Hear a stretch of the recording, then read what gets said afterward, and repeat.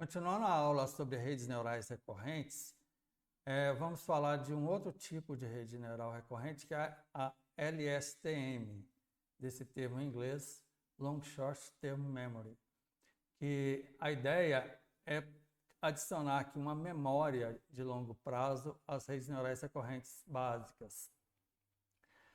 Para que serve isso? A ideia é preservar informações contextuais distantes em uma sequência. Por exemplo, essa frase aqui, ó, João, que é professor da UFLA, está na UFMG. Quando a rede estiver analisando, por exemplo, está na UFMG, está se referindo à palavra João, só que ela ficou muito distante aqui no contexto e essa informação pode ter perdido a importância aqui quando ele analisou o restante da sequência. Então, a ideia é que eu possa dizer para a rede que essa palavra João é importante que ela seja mantida aqui, memorizada, até eu analisar a sequência final aqui, está na UFMG. Então, a ideia é adicionar às redes neurais recorrentes uma memória. Então, matematicamente, a ideia é garantir que o gradiente ele vai fluir aí por um longo período de tempo sem desaparecer, que é o caso chamado de vanish, ou explodir, que é o explode. Então, o gradiente é a ideia das derivadas, né? Então, em qualquer rede, esse valor não pode ficar muito próximo de zero, porque ele pode acabar se zerando, ou nem pode ficar muito grande, que é um problema aí das redes neurais recorrentes. Então, o circuito que a gente vai ver da LSTM visa garantir que eu tenha esse gradiente fluindo corretamente. Basicamente, a LSTM ela possui 4 redes neurais que vão interagir aí de forma a preservar e compartilhar essas sequências longas, aí, contextuais longas.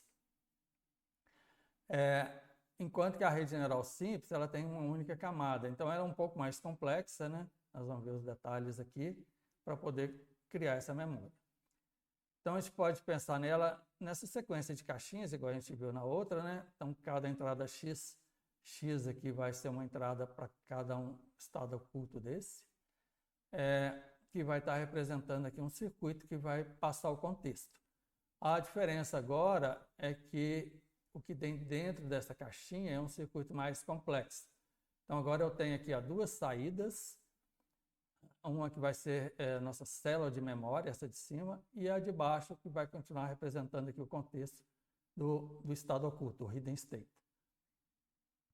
E aqui dentro tem um circuito aqui que no fundo é bem simples também. Ele vai pegar, por exemplo, aqui a entrada mais o hidden state anterior, vai passar por uma função de ativação, que é o sigmoide nesse caso, depois vai multiplicar pela entrada que vem aqui da célula de memória, e assim por diante. Então, cada circuitinho desse está fazendo uma operação matemática para produzir essa intuição de memória aí que a gente tem na rede LSTM.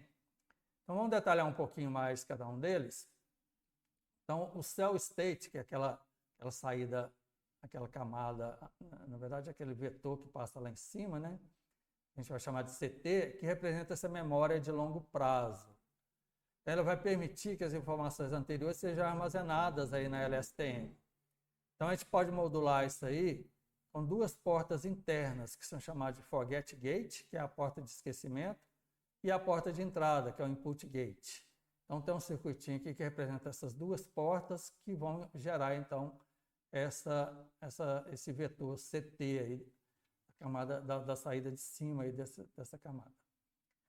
Então, aqui dentro, a gente pode separar aquele circuito então da seguinte forma. Aquela primeira parte aqui representa então esse forget gate, a porta de esquecimento.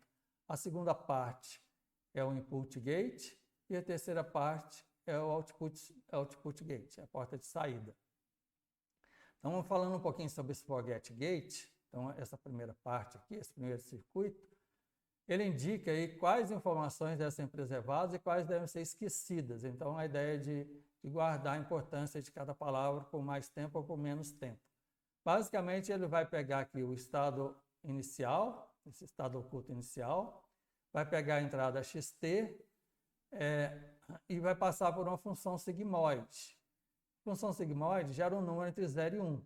Então, que é a ideia assim, de quanto ele deve esquecer ou preservar. Então, 1 significa que assim, armazena essa informação, continua mantendo ali, e 0 para excluir essa informação.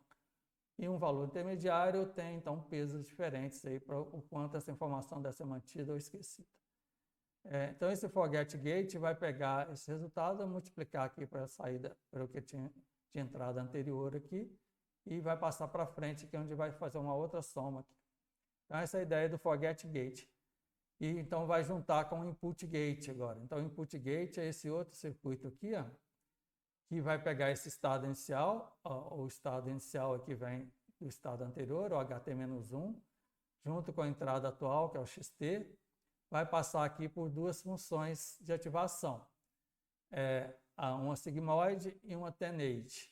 Vai juntar as coisas aqui, ó, multiplicar, e depois vai somar com o que vem lá do forget gate para gerar essa saída CT, né, que vai passar para o próximo estado. Então, essa célula de estado então, vai salvar essa informação e, simultaneamente, atualizar então, esse CT-1 para CT, o que veio aqui antes e o que vai passar para o próximo estado.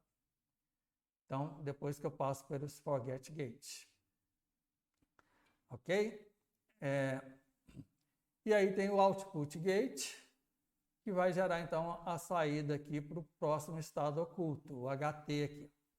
Então, basicamente, também, ele pega esse estado CT, então ele vai usar a entrada aqui como entrada do estado CT, que vai passar para uma tenate, que vai ser multiplicada pelo que vem antes aqui, o HT anterior e a entrada XT, que vai passar por um sigmoide, vai ser multiplicado aqui pelo que vem do CT, após passar por a tenate, e vai gerar, então, a saída HT. Lembrando que a tenate aí produz resultados entre -1 e 1, e a sigmoide entre 0 e 1. Então, esses dois resultados multiplicados produzem a saída que vai ser o contexto, representa o contexto aqui que vai passar para o próximo estado, e é também a saída desse estado, se eu for utilizar cada uma das saídas. Então, esse aqui é o circuito aí da LSTM. Então, com base nisso, né? Então, assim, no fundo, são operações matemáticas simples, só que agora tem mais operações, que vai tornar a rede um pouco mais lenta, né? E tem toda uma intuição, que é claro que foi planejada, projetada, experimentada, que consegue gerar bons resultados aí. Nós só estamos entendendo que já está pronto, né?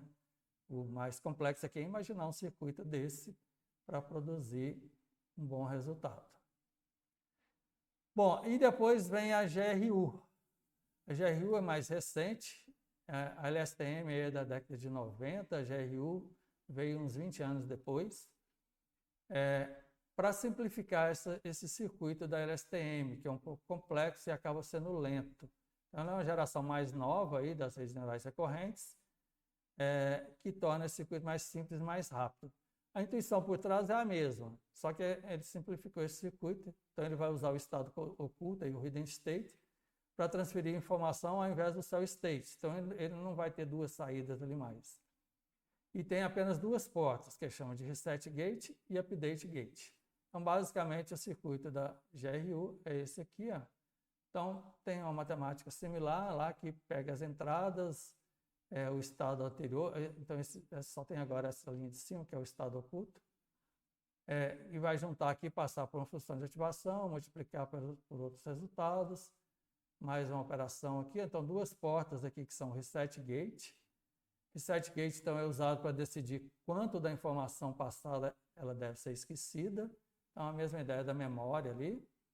E o update gate é que vai juntar isso com a entrada para produzir, então, esse contexto. Então, isso é similar aí ao input gate da LSTM.